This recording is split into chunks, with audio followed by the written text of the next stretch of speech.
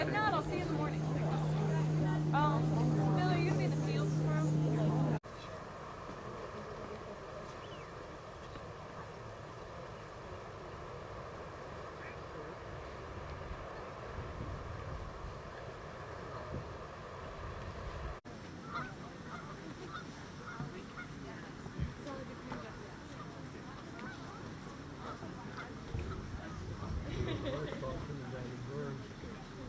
Really close to the top of the ground.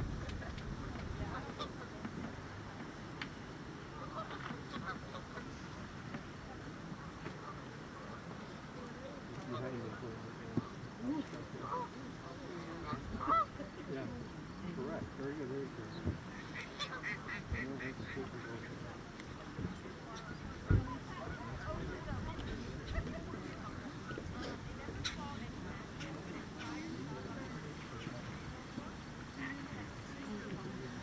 Merlin, going left of the tree.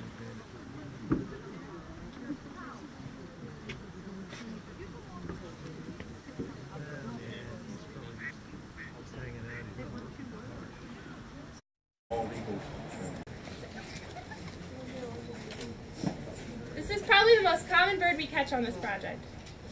It is now, that's for sure. It's been an interesting trend to see the numbers of this species increase over the last 10 years, and some of the other numbers change around. Who knows what this guy is? Yep, this is a hatching year male Cooper's hawk. He's very brown and drab, which is how you can tell it's a hatching year bird. He's got these bright yellow eyes, which are really going to change as he gets older. He's going to go through a dramatic transformation, which we'll kind of get to see in just a second. His eyes are going to go from yellow to orange to red, and this brown overall color is going to go to a slate gray color. And he's got these vertical brown streaks on his chest feathers here. They're going to go from brown and vertical to red and horizontal. So it's really quite a striking change as they age.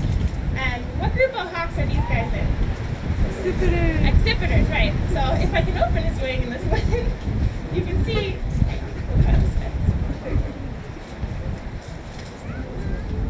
You can see he's got a really broad, or rounded, long wing.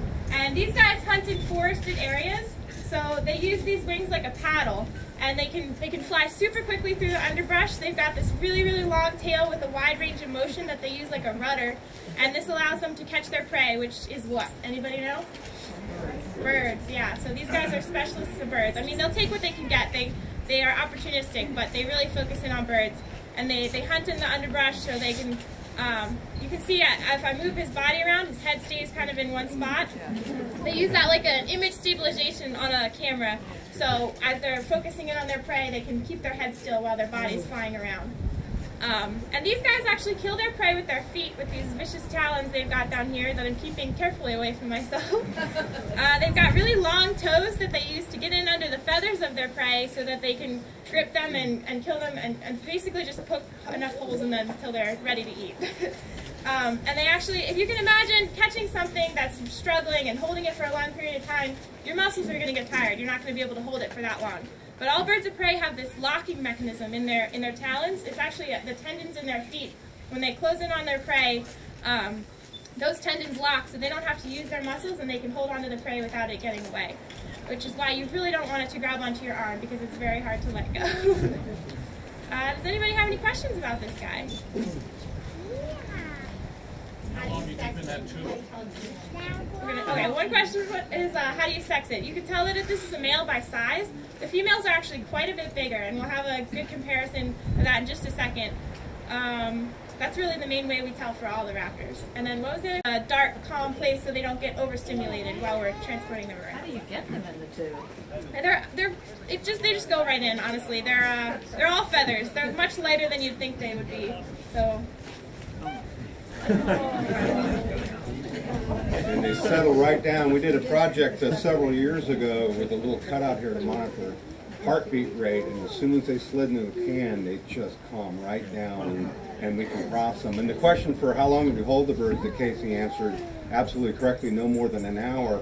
And we only do those for the demos, and we communicate around the station so we can release birds if someone gets a quote-unquote fresher one, and any bird that is acting a little squirrely, we won't even bother with. We'll just release it. For regular birds that we're catching, processing, and releasing, we usually only have those for a maximum of 5 minutes. Out into the parking lot. Is anybody? I'm gonna walk around really quickly so you guys can get a picture.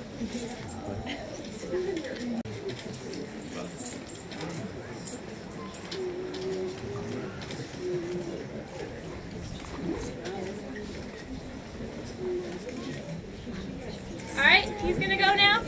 Off on migration.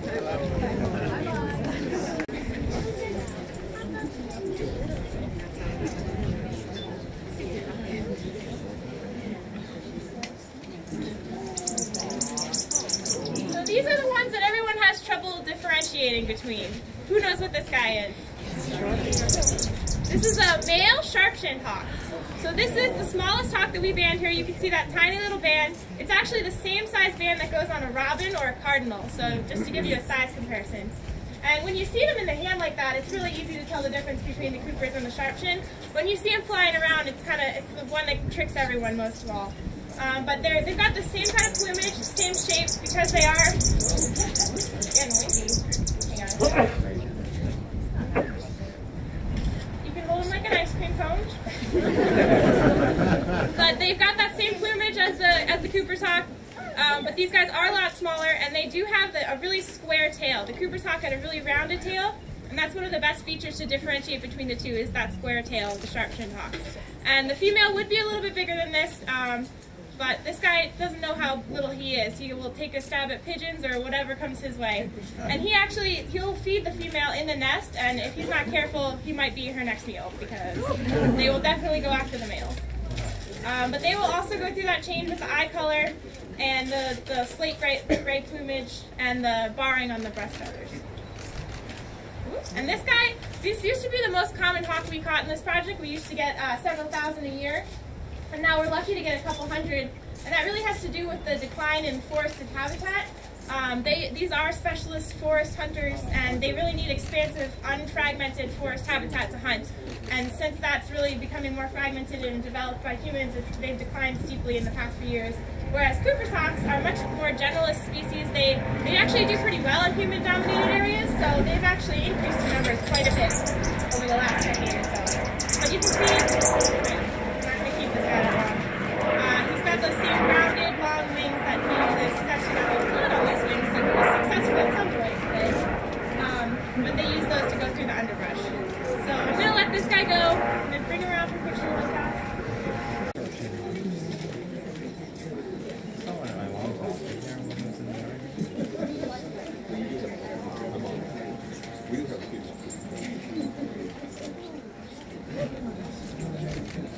All right, he's gonna go right through the tree.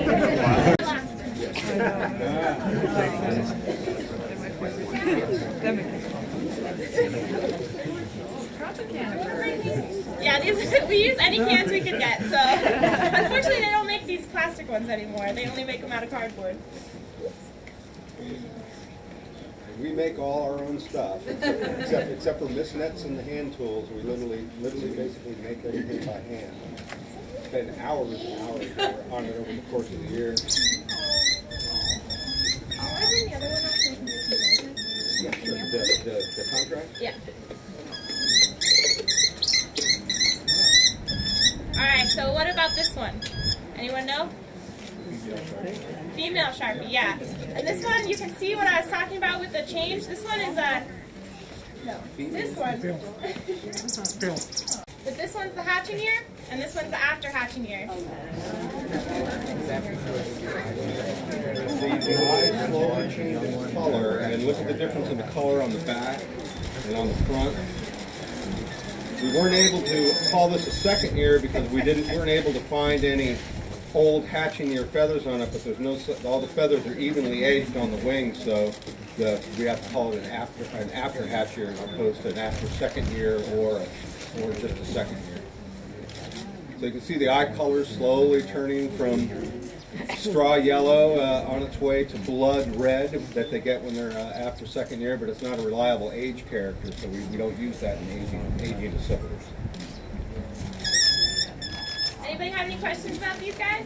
A lot of them see their first birthday. And they nest here, and then that's north of here. And actually, a lot of the birds that we get here, sometimes they'll get bit or Smaller caught birds again. that have much bigger clutch sizes of eggs. They'll get caught again north of here, actually. So their migration isn't always directly south. They can build back here or go north again, and sometimes they end up just wintering here in north of here. How far north do they go? In the winter, probably not a whole lot farther north than here, but some of them nest up in in the northeast Maine area and like Canada and whatnot. Anything else?